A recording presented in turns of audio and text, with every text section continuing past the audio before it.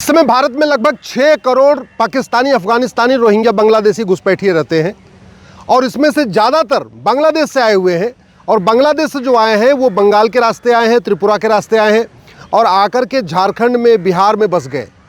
इसलिए बिहार में विधानसभा चुनाव के पहले वहाँ की वोटर लिस्ट का स्पेशल रिवीजन करना ज़रूरी है।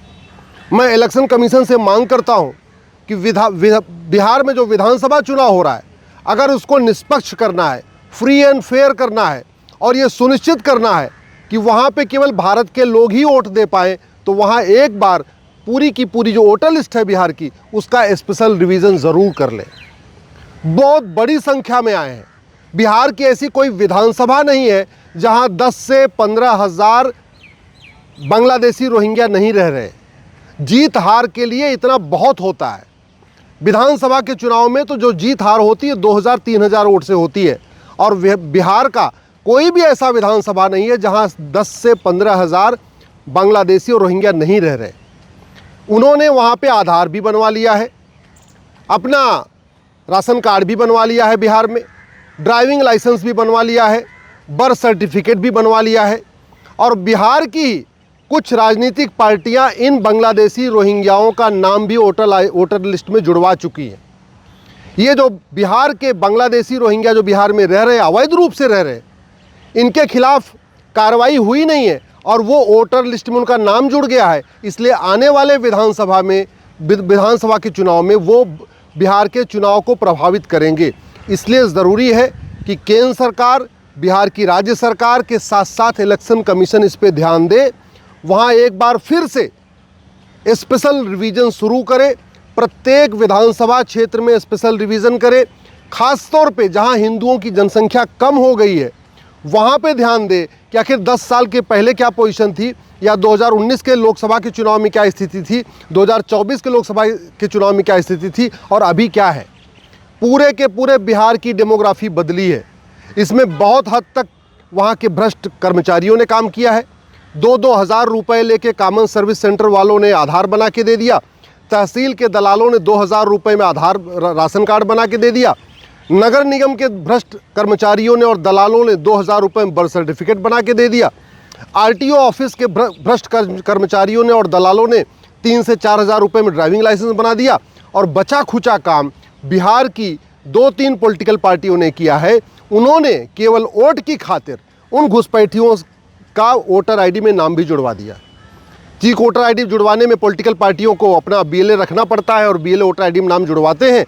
ये काम वहाँ की 2 पॉलिटिकल पार्टियों ने किया है। इसलिए मैं कह रहा हूँ, अच्छी तरीके से बिहार जो विधानसभा चुनाव से पहले प्रत्येक बूथ की, प्रत्येक विधानसभा की वोटर लिस्ट को रिवाइज़ किया जाए और इनके ऊपर अनुशासनात्मक कार्रवाई किया जाए, लीगल एक्शन लिया जाए।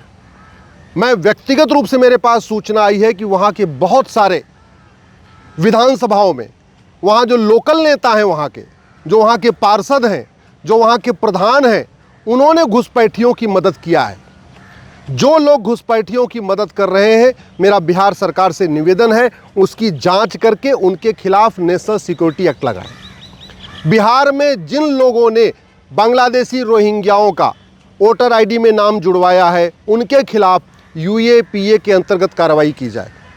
जिन लोगों ने घुसपैठियों का कागज़ बनाने में मदद किया है, आधार बना के दिया है, ड्राइविंग लाइसेंस बना के दिया है, बर्थ सर्टिफिकेट बना के दिया है, एज सर्टिफिकेट बना के दिया है, उनका वोटर आईडी में नाम जुड़वाया है, उनके खिलाफ गैंगस्टर एक्ट लगाएं, उनके खिलाफ वेजिंग वॉर की धारा लगाएं, उनके खिलाफ देशद्रोह की धारा लगाएं, उनके खिलाफ रासुका लगाएं, उनके खिलाफ यूएपीए लगाएं।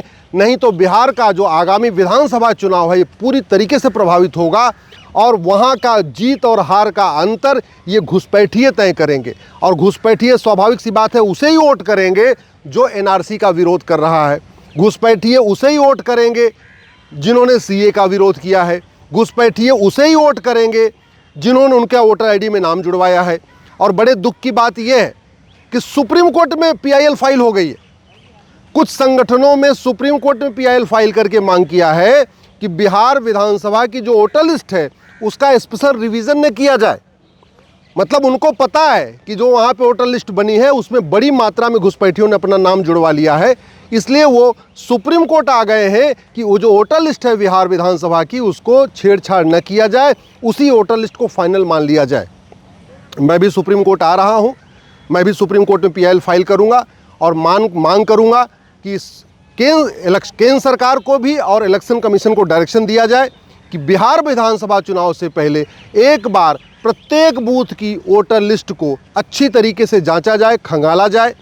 जिन लोगों ने फर्जी अपने डॉक्यूमेंट बनवा के वहाँ वोटर ID में नाम जुड़वा लिया है, उनके खिलाफ लीगल एक्शन होना चाहिए, उनको उठा के जेल में डाला जाए, उनके खिलाफ कार्रवाई किया जाए। नहीं तो आने वाले टाइम में जो विधानसभा का चुनाव होगा वो पूरी तरीके से प्रभावित होगा। ये बांग्लादेशी रोहिंग्या पूरी तरीके से चुनाव को प्रभावित करेंगे और फिर बिहार में फ्री एंड फेयर इलेक्शन नहीं हो पाएगा।